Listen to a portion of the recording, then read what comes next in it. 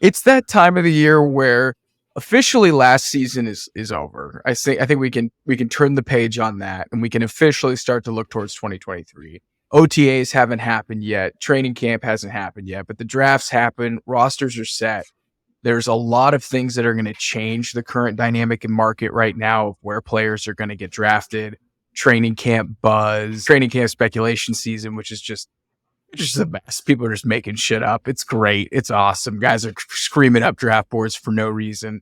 It's before the injuries actually happen too. So these are what these NFL rosters look like. They just look perfect and untouched. And there's just so much opportunity and just good vibes right now, because bad vibes are coming. Our guys that were drafted are going to get hurt. A coach is going to do good vibes, terrible things. It's just good vibes right now. And it's been excellent vibes in our group chat as we have gone through our underdog drafts with best ball. So I thought it'd be great for the three of us to hop on, give a quick primer on underdog and best ball in general for people that aren't familiar with the format, and then kind of share some of our findings that we've had over the initial drafts. I think we've each done around 6 over the past couple weeks, give or take. So we've gotten our hands in the 7 range, something like that. That's a generous number. We'll say 6, so they don't think we're complete cycle. Yes, 6 apiece is about where we stand at this point. Oh no, you got people that have done like hundreds already, Aidan. Yeah, so no worries to get self-conscious here. For sure. We're relatively. They haven't seen the sun in weeks. They're just crunching numbers on their spreadsheets, just having a great time. So we thought we'd give you a primer on everything best ball, go through some of our findings, share some of our top drafted players on our teams, top rostered players that we have on our best ball teams. And then I think later in the week, we're going to do probably not a live stream, but we're going to hop on YouTube and we're going to draft a Best Ball Mania 4 team together, which is going to be a ton of fun. But we've done some drafts, and when you're doing best ball drafts, if you have a bunch of teams, it'll start to tell you what your exposure is to a certain player. And I think it's kind of telling to see what the highest exposure players are. And I don't think we have to think of this as like the guys we're ultra targeting or the guys that we love at ADP, but these are guys we're just continuously drafting, whether it be a late round dart throw or just somebody that's really foundational to how your team works. And Aidan, I'm curious, when you're looking at your list of players with the highest exposure, who's your top guy so far that you've drafted the most of? Who is my top guy here? Let's pull it up here. Who am I okay with admitting that I am absolutely all over? So I'm currently sitting on a 50% exposure with Chase Claypool. And before everyone laughs, there is some rationale around this. So to our listeners, as we mentioned, you don't have, like you're not filling in like who's going to, be good on a weekly consistent basis. And a guy like Chase Claypool, if you look at his first 2 years in the league, this was an incredibly productive wide receiver. He's probably now he's going to have a full off season, probably slots in as your wide receiver 2 or 3 in Chicago.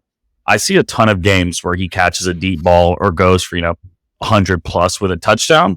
Do I think it happens on a weekly basis? No way. But I think for those spike weeks, which is what you're really looking for in best ball, getting him towards the tail end of the draft, like I've been getting him at like round 15, 16, like damn near free. And in my opinion, like a dart throw like that is my, 6th, 7th wide receiver. I love it again. So, of course I've got my Bears bias, but I think with a full off season and the potential for those spike weeks and the production he's shown, he's still very young. He's 24 years old, I think. Yeah, he's still 24 years old. I think it's worth a dart throw. And for that reason, I've kind of just been, just stacking it as my wide receiver 7 or so at that point, especially if I've already got Justin Fields too, as putting those together is absolute money if they go off at the same time. I love it. I have a homer pick as my most drafted guy as well. Before I share mine, Keegan, who is your most drafted player so far? Well, I have had so I'll start with the cool one. Like I have a 57% exposure to Jamar Chase, but I've also had 50% or 57% of my drafts at pick 2. So I'm trying not to build up the same team every time, but some guys like right under that. I actually have a lot of Josh Jacobs exposure right now. I just love like where he's falling. Like one thing that I've noticed just like early on insights from underdog drafts is the RBs are falling dramatically. And as you do these drafts, and if you get into them, you'll start to see some trends. Like QBs are spiking in ADP right now.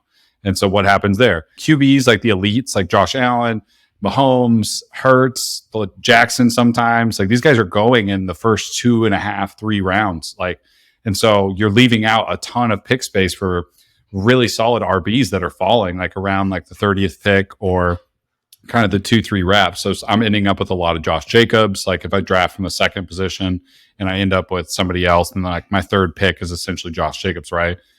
There's some other really good value guys. Like I'm kind of punting on tight end a little bit.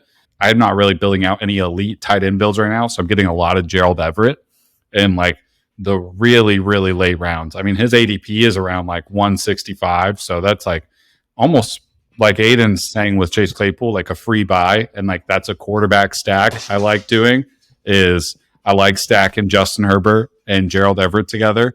Who else? I mean, I have some random guys like Michael Gallup. I kind of like where he's falling. But yeah, outside of Jamar Chase, Josh Jacobs is my next highest drafted player, actually.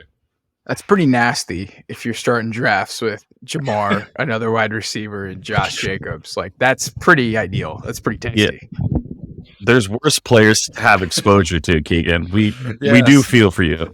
We do feel for you. It's just you want to draft. That's the other thing, right? You want practice drafting from all around the board. So, I'm not complaining to be exposed to Jamar Chase a lot in best ball. I think that's an amazing way to start. But you do start building some of the same teams. Like that's the other thing. You get a really good feel for like just how a draft shakes down, who goes where, and it's almost like I think more and more people play Underdog these days than ever before. So everybody's kind of got a grip on fantasy football a lot more than they used to. So drafts start to go the same. Like ADPs are almost very, very true to a player's expected value rather than just kind of based off rankings. Like, it's ADP for a reason, average draft position. So I think you made a great point too, Keegan. I just wanted to add on to what you said around tight ends. I think especially in best ball, like if you don't hit on the top guys, like, maybe just getting 2 guys, 3 guys towards the end makes a ton more sense than in like a normal redraft league.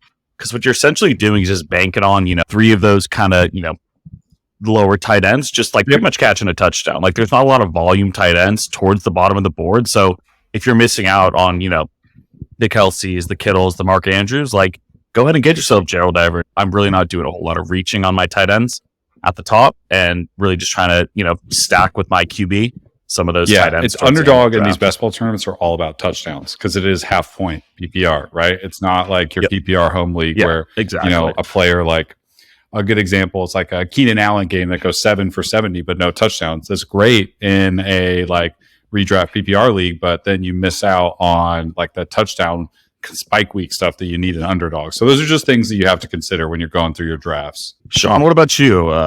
In your about 24, 48 hours back in the United States of America, who are you getting exposure to at a high level so far on your rosters? Someone needs to take my phone from me because I just can't stop drafting Trey Lance. I know. And every time you send we send each other our best ball drafts, and every single one there's a third QB, and it's just Trey Lance. Like pick 178 or 185. Gotta stop doing it. I have to stop doing it. And it's really like such the upside is so good. It's such a hot button topic right now because you've got Trey Lance truthers that have, like have you guys heard of the sunk cost fallacy where like they don't want to admit that you're wrong, you just want to hold on to it. And a lot of people are still holding on to Trey Lance, the truthers, and then a lot of people that were really into him last season are ready to fade him because it's like, hey, like the 49ers are really fucking weird with their QB situation and I don't really want to deal with this. And so I get both sides, but I'm looking at like this. It's incredibly high risk, but the reward is through the roof because you could get him in the 16th round, so around pick 175 of where he's currently going. So you could take a pretty established quarterback, maybe a mid-tier second quarterback, and then you can land with Trey Lance as a dart throw. And if Lance is really good, it's just free money. It's house money. If you can solve the situation, you're potentially going to win a lot of money in best ball. So outside of that whole high risk, high reward situation, like a lot has to happen for Lance to be the starter next season. He has to beat out Sam Darnold in OTAs in training camp. Brock Purdy, who would be the starter if he was healthy. We can all acknowledge that based on how he performed at the end of last season. Brock Purdy needs to miss most of training camp and or start the year on the pup. And he probably will start the year on the pup if I'm a betting man. Not in the state of California, of course, but he probably will start the year on the pup, which means he'll miss the first 4 games. So in this situation, Trey Lance has to beat out Sam Darnold, which I think is doable. I'd be pretty bummed if he can't beat out Sam Darnold. No disrespect, Keegan. Oh, what do you mean? Yeah, dude, we're not dogging Sammy D right now, are we? And this is a basketball podcast. This is not an anti Sam Darnold podcast right now. We saved that for preseason. Look, at the end of the day, Sam Darnold is fine, but he's a backup quarterback. Yeah. He's a backup quarterback. Yeah, we know who he probably do pretty well with Shanahan and Shanahan's system. But in this situation, Lance beats out Darnold. He's not playing. And realistically, in those first 4 games, Trey Lance, what would you guys say? Needs to go 3-1 or 4-0 and play well. He could probably still go 2-2 and maintain the job. And he might, it would be pretty hard for the Niners to start the year 2-2. Like, they're a good defense. Like, we're not even talking about, like, we know who the starting quarterback is for the Niners, and they're still like odds on like 2nd or 3rd Super Bowl favorites in some places. Yeah. So, like, I think it's a good point you have those, Shaun, like these late rounds of best ball. We're doing this so early. Here's another reason to do best ball early, right? We're just speculating on who the starting quarterback is for the 49ers, and Shaun's getting massive exposure to Trey Lance, like at the end of his best ball draft. Like, basically when people are just throwing darts and seeing what sticks. And if he turns out to start the season and finish the season for the 49ers, you have now acquired the starting quarterback for the San Francisco 49ers in the end of your draft. And you've built out these rosters full of good skill positions, good running backs, and you took a dart throw on Trey Lance. Like, comes out in camp and like OTAs, everything passes, and Trey Lance is a shoe-in to start the season. And you're just like looking at all your rosters you drafted in May, and Shaun's like, thank God I have 25 Trey Lance teams where I drafted him in the pick 170 range. Like, that's kind of part of why you do it early too. Like, it seems crazy, but I do see there's some massive benefits to drafting best ball stuff as early as now. Those first 4 games for Trey Lance, he plays at Pittsburgh, at the Los Angeles Rams, then they host the New York Giants, and then they host the Arizona Cardinals. That's a good, like, starting 4 games for whoever is playing quarterback at the 49ers. They could easily go QB play, and I think honestly, if Trey Lance starts at least 3-1 with, like, above average good QB play, it'd be hard, given how much they've already given up and just like the raw potential that he has, to not at least, give him a couple more games, see how it plays out. Because again, like, what he sits his entire first year, gets hurt most the third game of the season. Snapped his ankle. Second game of the season. He's kind of getting a lot of heat for a lot of things that were out of his control. Like, sitting made sense, very raw coming out of college. Injury, what can you do? Maybe a bit of aggressive play calling, and he's hurt, so be it. But like, the raw tools, they traded up to number 3. Like, there's a lot of tools there, and like you said, pretty much getting him for close to free as your third quarterback. If he doesn't hit, you've got 2 other established QBs on your roster. Kind of wear it on the chest. It's high risk, high reward. I don't think the risk with his ADP, and if you've already got 2 established QBs on your best ball roster, it's low to medium risk with an extremely high reward potential. So I drafted Trey Lance earlier, just like out of inspiration from seeing him. I was like, you know what? He might be on to something here. So another guy that I'm drafting a ton of that isn't really high risk at all is Van Jefferson. I can't stop drafting Van Jefferson in the in like the 16th, 17th round of best ball drafts. I know you guys are laughing at me, but this is setting up kind of nicely for Jefferson. He has limited target competition behind Cooper Kupp. He lost most of last year to injury. He had 2 different knee procedures. He had a knee procedure and then a cleanup procedure. And he played pretty well down the stretch. Remember, Baker Mayfield had that game-winning touchdown against the Raiders. That was thrown to Van Jefferson, just so you know. Baker Mayfield isn't the quarterback. A healthy Matt Stafford is, and he's throwing right now at OTAs. And I think what's really key is that the Rams' offense is probably not going to be that bad, but it's not going to be good. But their defense is going to suck. So I think that the Rams, they're going to try and win these games, are just going to be throwing a ton. And I think we're in a situation where Stafford is throwing for like 4,000, 4,500 yards if he's healthy. And in that situation, I think Cooper Kupp obviously could go absolutely nuclear, but Van Jefferson getting a bit of that exposure, I think is definitely a smart play. And again, I'm not saying you go draft Van Jefferson and redraft. Like that probably will be a waiver wire addition if he is playing well during the regular season. But wide receiver 2 in an offense that's probably going to be pass happy, sign me up. I'm into Van Jefferson at that ADP. What do you guys think? There's also some interest in we were talking about late round tight ends. Like another guy that falls in those late round dart throws is Tyler Higbee.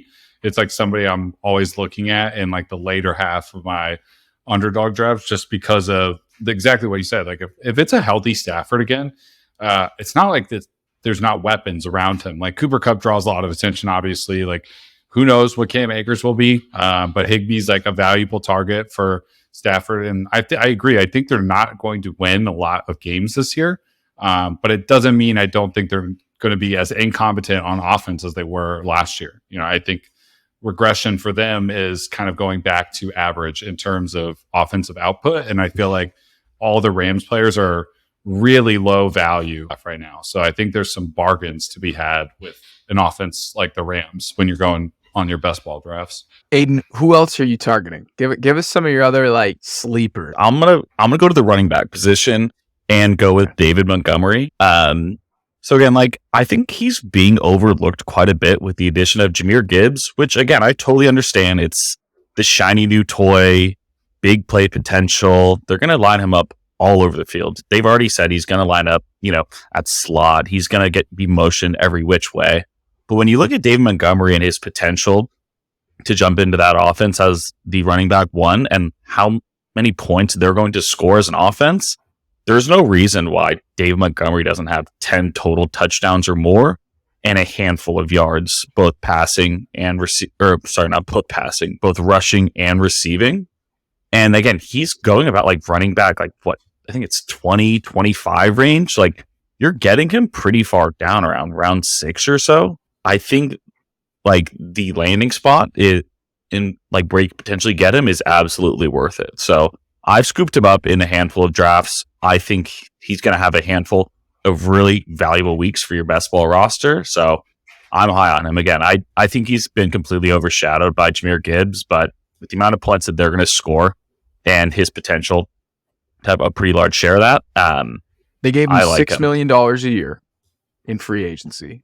Jamal Williams scored like 18 rushing touchdowns, I forget, but he scored a ton of rushing touchdowns on the goal line. You have to think that David Montgomery's going to get a lot of that goal line action because Jahmyr Gibbs, I'm a huge fan of Jahmyr Gibbs. He does not strike me as a goal line back. So automatically he's going to get some run in the red zone.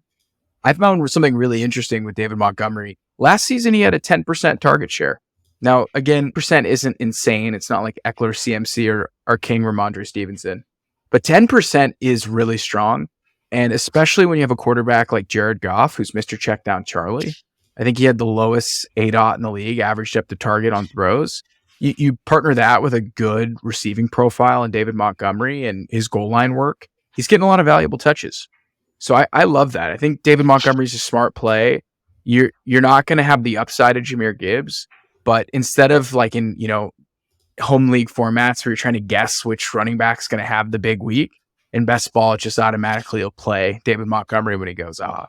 So I love that. I think Montgomery's a sharp pick. Shaun, why don't you tell us about the our tight end that we have been scooping up at the end of drafts with his luscious hair? If you haven't figured it out yet, we were talking about the one and only Greg Dulcich. Sculpted quads. He's got a Keegan Thompson mustache, and he's got a curly hair that chiseled calves that Thor would be jealous of. This one's simple. He's going in like the 150 range. Him and Chig Okonkwo. Chig's going in the 130 range. I love Chig. If I miss out on Chig, I'm pretty much all in on Greg Dulcich. And I'm in on Dulcich for a couple of reasons. One, I think Courtland Sutton is cooked. His tape was not good. I had him in fantasy last season, and it was truly awful. I think Jerry Jeudy is clearly the one. They drafted Marvin Mims to be the 2. They were super high on Tim Patrick last season. KJ Hamler's somewhere out there. Like there's target competition, and I just don't think Sutton has the juice. So I think Sutton is somebody that I'm fading automatically. And I think Sean Payton, time and time again, has been able to demonstrate that he can get the ball to his tight end as a playmaker. And I think Greg Dulcich is somebody that can add a lot to this offense. vertically as like a deep threat, vertical seam, speed wide receiver, tight end, like a move tight end. You could play him at the line of scrimmage. They brought in Adam Troutman and I think Hurts, I forget the other guy, to basically block and shore up their run games. They're not going to ask Dulcich to really block, so he's going to be primarily a wide receiver. And then JJ Zachariason had something really cool on Greg Dulcich, and it's really hard to ignore anything that JJ Zachariason puts out there. He's just so exceptional with the data that he pulls. But he created a tight end model, and he's basically said that 6 tight ends have hit this 80th percentile in his year 2 tight end model. And 3 of them, almost 4, got to the 90th percentile. So out of the 90th percentile, out of the previous 2 seasons, you had Kyle Pitts, you had Pat Freiermuth, and you had Greg Dulcich. And Greg Dulcich actually was in the 94 percentile in terms of year 1 tight end production. And when you look at those players that were in the 90th percentile, 6 out of the 8 scored 10 plus PPR points in year 2 or year 3.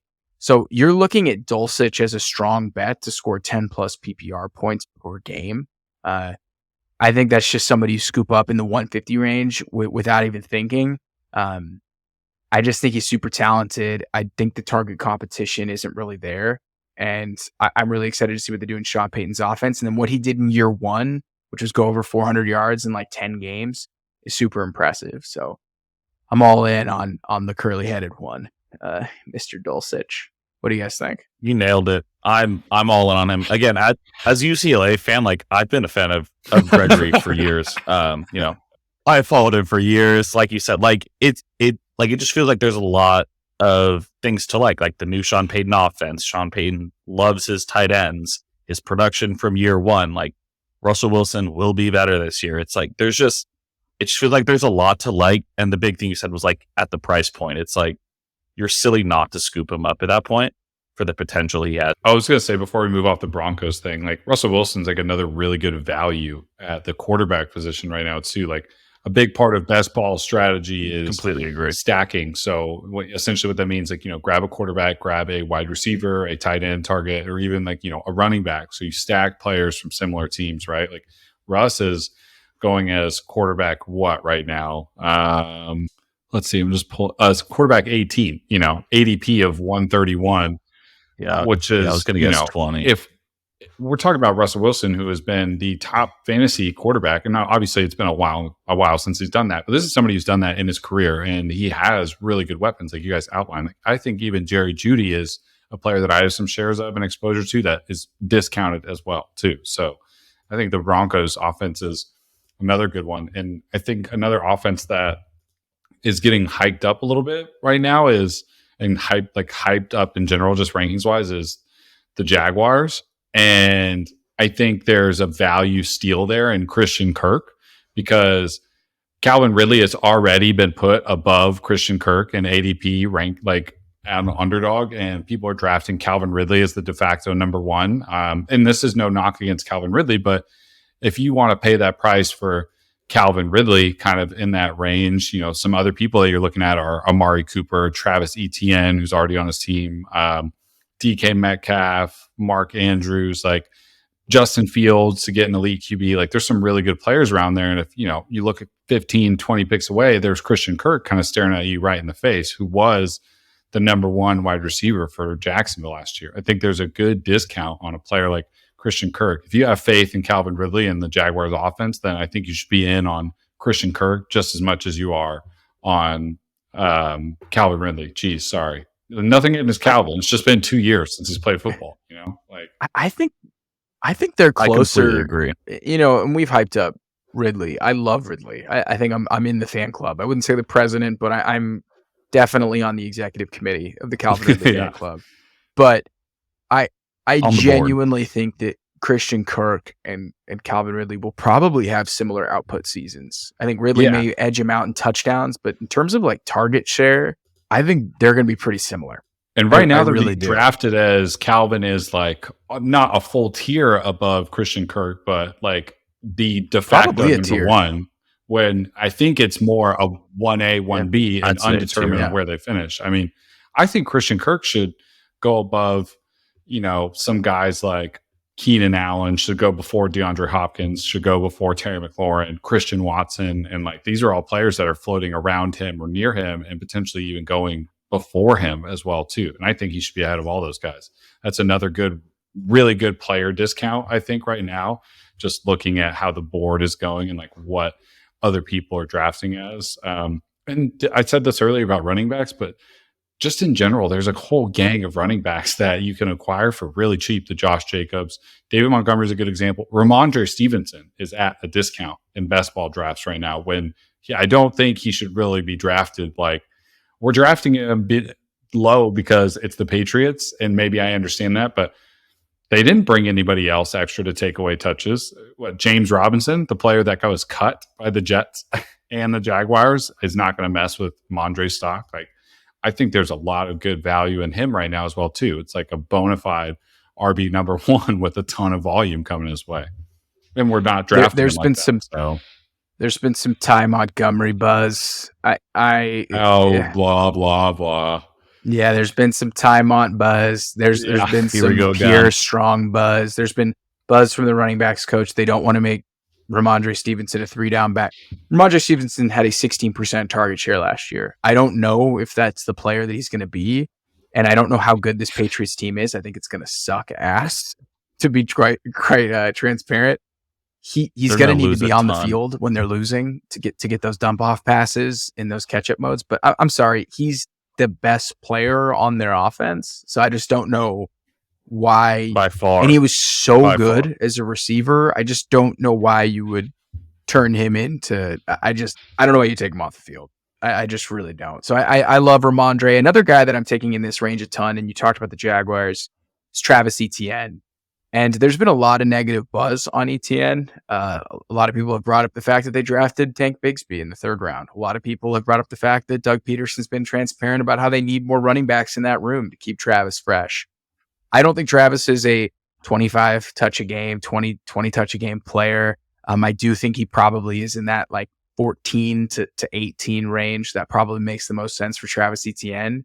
But I think if you keep him fresh, you give him the high value touches, and you put him in such an explosive offense, like I'm in on Etienne, even though Bigsby's lurking, even though his target share wasn't elite. I think he had a sub 8% target share last season. Hard to be an RB1 in fantasy if you aren't getting those targets. So he's going to need to see his touchdowns go up, or he's going to need to see his target share go up to really get to that RB1 status. But I think I prefer Travis Etienne right now to a guy like Kenneth Walker, to a guy like Breece Hall, who I love, but I'm sorry, the injury situation is a little sketch. I think I prefer him right now to someone like Najee Harris and Jahmyr Gibbs.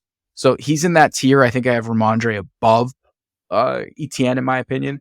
But I think Etienne, if you're in best ball, or even if you're going, 0 RB to an extent, and you go receiver, I think Etienne's a sneaky play to try and take as your RB1 to see if you can get that RB1 upside in like the 3rd or 4th round. So I'm drafting a ton of Etienne right now.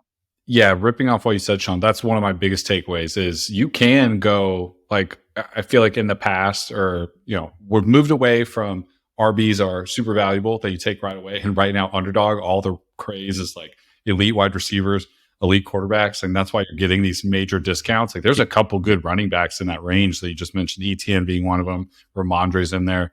People like Kenneth Walker, like, I don't even hate Najee, like where he's going. If you get even lower, people like Aaron Jones, like, you can still build out a really good room of running backs, even starting off your drafts, wide receiver heavy. Like, that is something that I think people who are drafting in best ball right now need to pay attention to closely, is just how good of a value you can get on running backs. Totally agree. Speaking of value on running backs, who are some of your favorite dart throws, Aidan? Favorite dart throws? Oh gosh, I'm making you admit how much you've drafted of this player. The listeners need to know how overexposed you are. Okay, so gosh, I can barely hold it together. So, what dart throw do you say, Shaun? So, a player who I've been drafting heavily at the end, I think I have 50% exposure to him. It's, again, I've kind of gone rookie crazy, and I'm not afraid to admit it, to be honest. I've been drafting a ton of Zach Evans. I like that though. I'm not afraid to say it. Taking him, he's typically my running back 4 or 5 at the time. There's been a ton of Cam Akers hype this offseason. And again, I totally get it. Down the stretch, it finally felt like he was turning into that running back all of us thought he was going to be. You know, he's recovered from the injury. He's doing all the right things. He's got all the tools. But not long before that, like the Rams were looking to get rid of him. So like I'm sensing like a bit of smoke to a degree that there is not, you know, a path for Zach Evans to carve out a significant role in that running back room. So again, this is really just a dart throw. I could be completely wrong, but with my 5th running back, like I'm fully okay with taking that gamble. You know, he was a pretty hyped up prospect. You know, didn't deliver quite like everyone had anticipated he was going to be, but I think with the tools there, you know, fresher legs, not the same injury history as Cam Akers, I'm okay with taking that gamble and, you know, seeing if it pays off. So the exposure is a little worrying on my end, but like I just keep seeing him there on my little app with no face, and I'm like, you're going to take Cam Akers' job, and I just keep clicking. And I don't think I'm going to stop either. So me and Zach Evans here we're boys for now. Yeah, we're boys. We're boys all season. And that's my running back 5 or 6. Dart like throw. that's okay with me. You know, it's like so be it. Yeah. What about you guys? I kind of like Brian Robinson a little bit right now. His ADP is really low. I actually think it's a really solid pick, but we're at that time of the offseason now for like the 3rd year in a row where we're hearing Antonio Gibson is going to be used more. Yeah. He's back. So we're getting that chatter. So basically in my brain, I'm like, yes, so draft more Brian Robinson, right? There's a couple other ones. Like I kind of really like Shaun. You might like this, but I'm kind of getting a little frenzy for Elijah Mitchell this year in best ball for some good spike weeks. Like he's in that range too, like of, like his ADP is at like 128 right now. Like I think that's a really good value for running back. And then if you want to go really deep, like late round dart throws, I'm kind of in on Tajay Spears under the assumption that by the end of the year, Derrick Henry will not be a Tennessee Titan. I think by the end of this season, Derrick Henry might not be a Titan. And that's like trade deadline timeline that I'm thinking. And Tajay Spears finishes off the season kind of like leading that backfield. And maybe by then they're leaning on Will Levis. Who knows too? But I'm kind of going under the assumption that like no more Derrick Henry, and we've got a limited shelf life on his knees, as people have been saying for Tajay Spears. And maybe he gets some run at the end of this year and can kind of like take you and give you an edge at the end of the fantasy season when there's no more Derrick Henry to take touches away. Like that's somebody you can get in your like last couple rounds too. So I really like Tajay Spears as a dart throw. That could be your last pick, you know? I think the sharpest pick right now, and I can't get him because his ADP just keeps rising, and I think I'm gonna snipe him, and he's just gone. Is Alexander Madison? Yeah, he's a quick riser. It's a really sharp. It's a sharp pick because it looks like he's going to be the starting running back for that team next season. I think Dalvin Cook is on his way out. From my understanding, I think he would have been cut by now if he had a team. Yes, in limited run, Alexander Madison has looked good. Every time he fills in, it's like that's a starting running back in the NFL. And he's like got evangelists. And yeah, the price point, like you said. Yeah, he's got evangelists because everyone streamed him and it's been like, this is fucking great. When he gives you like the 20 bomb, you're like, I got Dalvin Cook for free. Like, you know, that's kind of like the vibes whenever you stream Madison. So it's a no-brainer handcuff for the last like 4 summers now. Because it's like, you got to do it because he's going to start like 3 games every year. And then you're just like, yeah, I think Madison's a really sharp pick, but yeah, good luck. His ADP keeps rising. Yep. I was like, oh, I'm going to get him at 90, and it went like 88. Like crazy. And I think he like last week was in the hundreds. So he's someone who's going to be rising. It'll be interesting to see where he lands because, you know, in August, if it's like Madison in the 4th, I think I'm out. I think I'm good if Alexander Madison screams up the boards. I think that's a bit I think I'd rather have like a Dameon Pierce, in my opinion, than Alexander Madison if the ADP gets too high. But before we get out of here, it's not all just butterflies and rainbows. It's not all positivity. There's some guys that we're currently avoiding at ADP. And my fade team compared to my target team is pretty sad in terms of how much better my fade team is than to guys. My fade team team would win some fantasy leagues. Guys that I'm avoiding now at ADP, purely at ADP because of opportunity costs. I'm not drafting Joe Burrow right now. I love Joe Burrow, but I think I'd rather take a Russian quarterback as it currently stands. It's only 4-point passing touchdown in Underdog. I think you'd have to throw a shit ton of touchdowns, so I totally think is in the realm of possibility for Joey B. But I'd rather have Justin Fields or Lamar Jackson as it currently stands. And I think you can get similar output from somebody like Dak Prescott or even like Trevor Lawrence. So I think I'm out on Joe Burrow there. Any other like quarterbacks that you're fading before we go into running backs? Honestly, I haven't seen this happen yet, but I'm not sure exactly why Kyler Murray is getting drafted where he is. I feel like that's kind of like low-hanging fruit. There's an opportunity that the Cardinals start off the year like really poorly, and why would you rush Kyler back at that point? Like, we all know that they're going to be a bad team. I think they made some good moves in the draft, but there's a chance that Kyler Murray might not even play this year. So, like, I have not acquired a single share of Kyler Murray. There's some other middling quarterbacks that I'm kind of avoiding, like Derek Carr. I think in theory, Derek Carr would be good value pick, but I'm not really finding myself wanting to draft him. Like, I kind of know what Derek Carr is as a fantasy asset, and it's not something that, like, I think Olave, Derek Carr, Juwan Johnson's not exactly a stack I'm going for, even though I like Olave and Juwan Johnson individually. I love that stack. I actually really like that stack at ADP. I know.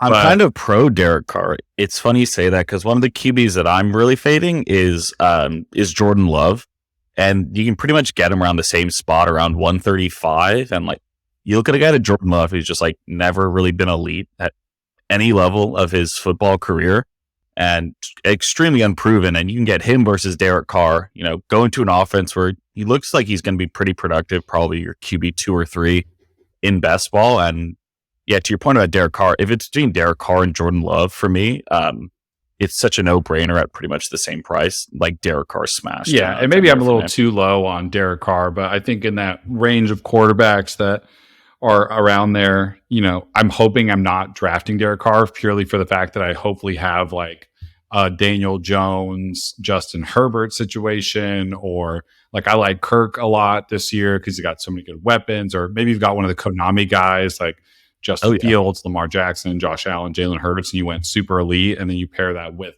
a Dak, a Kirk, even a Geno Smith, Jared Goff. Like, I tend to like those builds a little bit more because if I'm drafting Derek Carr, it means I might be ending up with like a Derek Carr, Russell Wilson situation just based on how the board is shaking out, and maybe I'm doing that later on and trying to build a stack with those teams. But I'm just trying to avoid Derek Carr at all costs right now because I know what he is in fantasy. I think he could give you solid spike weeks. I think Derek Carr's fine, but I get it. He looks like he's the lead singer of Christian rock group, so I get the fade. Running back, already touched on it. No, thank you, Dalvin Cook. I'm good. I know you two wanted to talk about another running back that I'm 100% out on after last season. But who are you absolutely fading, Aidan? Running back that I'm fading is Isiah Pacheco. It's just the price point. Like, some of the other running backs you can get around that point are Joe Mixon, Cam Akers, even like a Rashad White, which was like such a bigger established role. There's going to be weeks where the Kansas City running back room, whether it's Pacheco, McKinnon, like whoever you want really, is going to give you good weeks. But I think like it's way too risky around pick, 65 to 70 to be giving that kind of draft capital for that type of unknown. And again, really great down the stretch. They seem to love him, but that offense is so, pass catcher friendly, Travis Kelce and company, to where it's too for high. That price point, it's too high. It's way too high for me. It would need to be about, like 2-3 rounds later to where I'd be able to stomach that and be like, this feels like, the right value for me. It's just Brian Robinson did in a better offense. Like, I think maybe he can catch the ball more, but you have to pick him like 40 picks higher though than Brian Robinson is going. Because it's the Chiefs. I have zero exposure to Pacheco, and I personally don't see that changing unless it's like a slide to where it's like, okay, I'm getting him about 20 picks past ADP. Interesting running back room. I found myself fading more just because of just the situation in general. It's like, I'm not really getting in on any of the Philadelphia running backs, and maybe I'm making a mistake right now, but it's so early. I have no idea. Like, it's a tough game. It's kind of similar with the, like San Francisco quarterback room, like a little less unclear, but you're trying to predict who of Rashad Penny and DeAndre Swift is going to be getting into the end zone. Kenny You also Gainwell, have Kenny sir. Gainwell. And Kenny Gainwell, I'm going sir. there. I'm going there. You didn't even let me finish. And don't forget about Boston Scott. I only won him on for 1 week, and that's when he plays the Giants. But right. So 2 weeks. But His no, 2 like weeks against the Giants. That's a room that I'm like avoiding just because I don't know enough right now, and like maybe that's dumb of me to not take a couple throws at their running backs while like nobody knows the situation, because maybe you get lucky and pick the right one. But that's a running back room that's a little bit hard. And then ETN is somebody I don't find myself drafting a lot of right now. That's more just a pure ADP thing. Like, it's not that I have anything against ETN at all, but it's just kind of where you have to draft him at, and like players you could maybe get instead of him. Like you could get a Debo, a Calvin Ridley, which is, I would rather have Calvin than Travis Etienne in that offense. I think right now, like maybe you could build out somebody like a Lamar. I just think it's a little too rich for me to acquire an ETN share right now. I can't believe you guys didn't say Alvin Kamara. I tossed it up. I thought that was the guy we were all going to pan, and we had such a diverse crew. I was going to come back to it. We were like Pacheco. I'm not touching him. No, I'm not touching him. I'm out. Kendra Miller is someone you guys should target, though. If you're interested, Miller's like I've got exposure to him. I'm not going to lie. He's a dabble. He's somebody I may be dabbling in quite a bit over the coming weeks. Yeah, I've got 25% exposure there. Yeah, with the suspension looming, like the staff there doesn't really seem to like him in general. It like there's so many red flags. Like it's just like beep beep beep all over the place. Like when you even go near him, and again, like you're getting him very late, so it's like I totally get it. By the time like you're looking at him, like what's Alvin Kamara doing here? Pick 80. Like what am I missing out on? And it's like no, he's there for a reason, and yeah, again, that's another zero exposure. Pass catchers, I find myself fading. Mark Andrews, which is tough. Mark Andrews is awesome, but look, I think this Ravens offense takes a big step forward. I think he's the number one pass catcher, of course, right? But they have a lot more added target competition in this offense with Bateman, Zay Flowers, and OBJ. And I think the ball's going to be distributed a little bit more. And Mark Andrews is uber talented. He had that one massive stretch at the end of last 2 years ago with Tyler Huntley that really catapulted him into fantasy stardom and finished as tight end 1 from Travis Kelce. But I think I'm good. I think I'd rather take a high-end wide receiver in that range than Mark Andrews. I'm kind of on that same boat. Marky Mark. I think I'd just rather have Mondre or Etienne, even Calvin Ridley, Debo, even Amari Cooper. I just think I'm in that range of player. I think I'd rather avoid tight end. And then a receiver I find myself not drafting and somebody that I love and think very highly of is AJ Brown. And it's nothing against AJ Brown's situation. I think AJ Brown's going to absolutely ball out. But if you had him in fantasy last season, it was a little up and down. It wasn't as consistent as probably you thought it was. So if you take away Devontae Smith disastrous like first 2 games of the season, he had like a higher target share than AJ Brown did last season, or very equal, which is kind of crazy to think. And I'd rather draft guys like obviously Devontae Adams over AJB. I'd rather draft Stephon Diggs, which I think he already is in ADP, but Devontae Adams isn't. And then I'd rather have Amon-Ra St. Brown and CeeDee Lamb. And I'd rather have those two over absolutely. AJB. And I know AJB is like a god, so it's like kind of sacrilege to say this, but you heard it here first. I'm fading Joe Burrow, Mark Andrews, and AJ Brown at ADP. So obviously, and I'm drafting Van Jefferson and Trey Lance. So this is what best ball do to you. Galaxy raining on over here at RTM. I have Devonta Smith almost for the same reason that you do AJ Brown, but it's like Devonta Smith's price is really, really high, and it's a little hard to do the Jalen Hurts stack with Devonta Smith because of how the board, like if you wanted to get that stack, you kind of have to commit to AJ Brown and then get Jalen Hurts. But just a lot of pass catchers you probably have if Goddard's healthy. I was about to say that about Goddard is, like Devontae really spiked once Goddard got hurt too. Like when you look at it too, and like adding him back into the mix, I think for the price point on both of those 2 wide receivers, and you put him back in, you add in DeAndre Swift, casting some passes, it's like the pot, like their slice of pie for each guy just seems like it's getting smaller and smaller. And for the price, I completely agree. I don't think I've drafted either one of those guys yet. On my team, They're strictly so for price. Yep. and they're just so expensive. And Christian Watson is another player that's too expensive for my liking, and not knowing how Jordan Love will play in his first year as a starting quarterback. And maybe I'm a little bit low because he was fun to watch and had some amazing spike weeks. It's kind of like perfect for best ball, but I don't trust Jordan Love yet. And that's maybe a player Christian Watson might be somebody I get back in on after I hear some training camp buzz and kind of get through that route. But that's another player. And then both Cardinals wide receivers, like, I'm out on, unless like they've dropped and I'm getting a good value and nobody wants in. Maybe I'll scoop them up, but like for the same reason I'm fading Kyler, like who's going to throw Hollywood the ball this year? Clayton Tune. People love Clayton Tune. I'm kind of out on him. Yeah, that's fine, but it's a tough price to pay for somebody that you're not sure who's going to be throwing them the ball all 14 games of the first, because in best ball you're focusing on the first 14 weeks and then you want to advance, right? And if Kyler doesn't play for 8 of those weeks, 9 of those weeks, like, is DeAndre Hopkins really a viable fantasy wide receiver that you're taking pretty highly? That's a tough player for me to like key in on right now and draft. Yeah. Like, you're really going like all in blind with them. Like you just don't know like what the QB play looks like at all, and like what like their production looks like. It's very hard at their price points, around the, I'm under the assumption that Kyler Murray is not playing next year.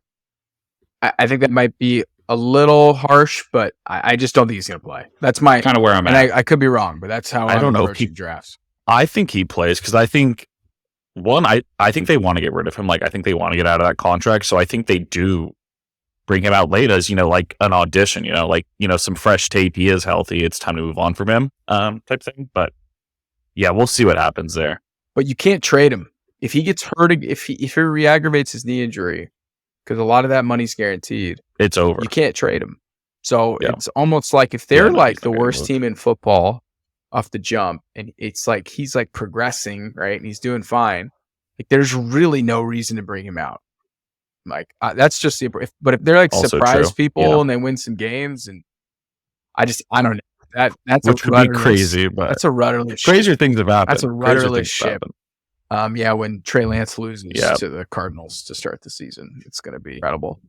He did lose to the Bears, and they ended up getting the first pick in the draft. So I think this is a great place to end. Yeah, one of our 3. It's a great place to end today's episode. Had a ton of fun catching up on all things ADP for best ball. Later in the week, we're actually going to do a Best Ball Mania 4 draft together. Exclusively on YouTube. It's exclusive stuff here, okay? Only on YouTube. So exclusive, you heard it here first. It's going to be a great time. And thank you, everybody, for tuning in. If you are still listening, we appreciate you. RTM would not be the same without you. Go hug a loved one, touch some grass. We will be here later in the week. It is May. We got plenty of time to win you fantasy football leagues.